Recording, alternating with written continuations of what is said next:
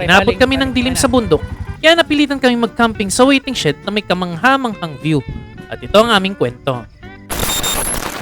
Simula ang lahat sa pakiusap ng aking kapatid na kunan ng drone footage ang aming property sa bundok. Naisip kong mag-camping na rin sa nasabing lote, ngunit nadismaya ako sa aking dinatnan. Sayang naman kung uuwi na lang kami, ang layo na ng biniyahe namin.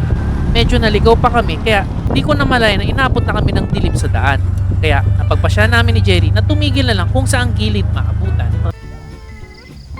Alright guys, we've arrived sa spot. Panalo. Ganda ng view ng Batangas City, yung bay. Malamig din dito. So right now iniisip namin kung paano kami magse-set up dito. Yung hindi kami masyadong pansin kasi maraming dumadaan sa kalsadang to eh. Hanap muna tayo kung may mga sign na bawal tumambay para sigurado lang tayo. Wala naman nakalagay na karatula eh. Mukha naman tambayan talaga to. Kaya set up na tayo.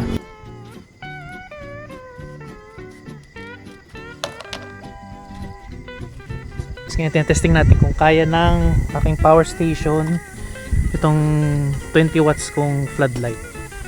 Bale, yun na ang power station. Kaso panalong view. Sa lahat ng mga napag-campingan ko, isa sa pinakamaganda ito at pinaka-unexpected din. Makikita natin ang city light ng Batangas Bay, yan ang Batangas City. So for safety measure, binababa ko na kay Jerry mga trapal para ayos din pala yung naspatan namin kasi ito pala yung east side. So dito yung sunrise. Hinihintay lang natin matapos magsaing si Jerry. Bali hammock gaming lang kami, tatali lang dyan. Hammock ko at yung sleeping bag. Turo ni Mac Reyes yun, masarap daw pag naka-hammock at sleeping bag. Kasi si Jerry, chill lang. Ayos, hindi na namin masyado kailangan mag-set up ng awning at Ternante po. Ternante? Ikaw, Toy? Cyrus. Mga taga-Bawan po. Yan, siya mga kaibigan natin na dumalaw dito at nakikitambay lang din. So, ganda ng sukat eh. Lamig pa. Parang walang kamamatay ng mga karakter dyan eh. Kasi di ba parang wala nata dyan sila yung sa flip top? Oo, wala na po.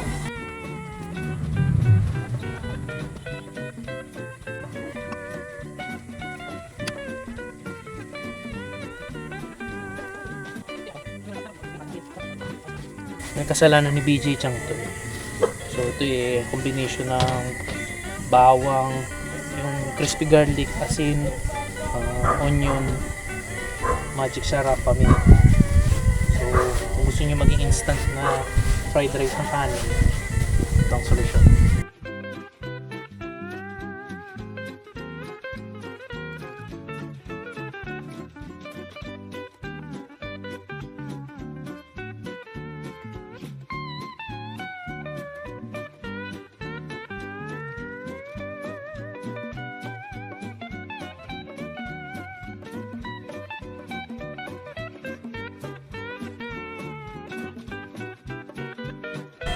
So naka-set up na tayo. Nandiyan si Jerry. Dito ako. Lagay na tayo ng sleeping bag. Kasi seryoso malamig talaga dito. Hiniginaw na. Makikita nyo, naka-sweater na ako. Yung paa na lang iasan natin sa sleeping bag.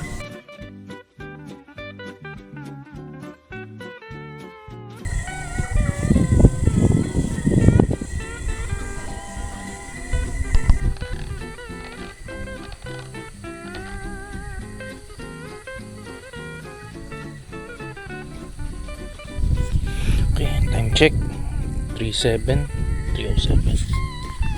Grabe ang lamig. Mahirap matulog. Bali, tinutuloy lang natin yung time lapse.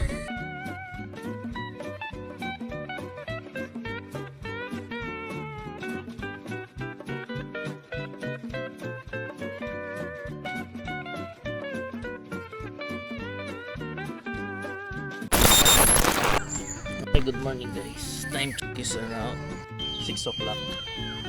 Bale, ito pa lang. According sa mga locals, ito pa lang pinakatirikan namin kay Vice Mayor pala. Dahil na may ali. Julian Boyd Kasapaw. lugar na to. Medyo nakakabalang din kasi may mga ilang meron mga nagtitingin. Tatakas sila kung ano bang ginagawa na. Akala nung una nasiraan.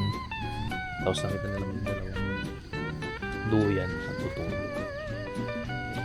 Iniilawan yung mukha namin.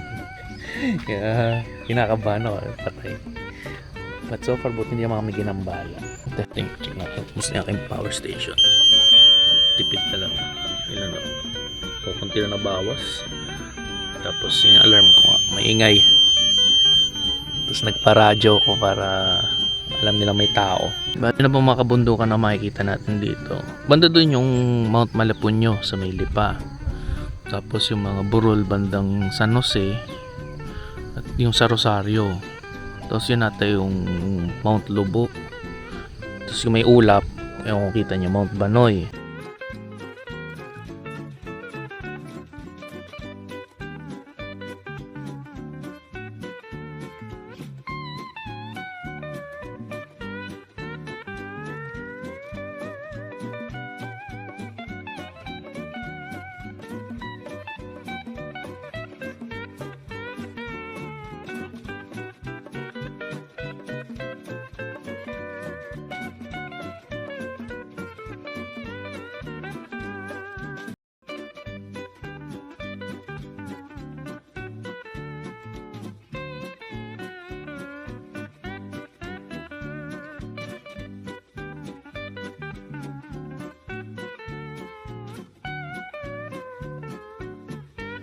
Ito lang mga nakalungkot sa mga ganitong pasyalan. Mga basura. Hindi pa magawang may tapo. Daming basura. Pinag-inuman. Pero mo libre na nga yung titirikan eh. Hindi niya pa kasalaula. Kaya kami, may garbage mo kami dala. Kung tapos namin. Dito ko kasi pinakain yung aso kagabi. Yung tira namin buto ng manok. Binigay ko na sa aso. So, baso ng basura ang lagi.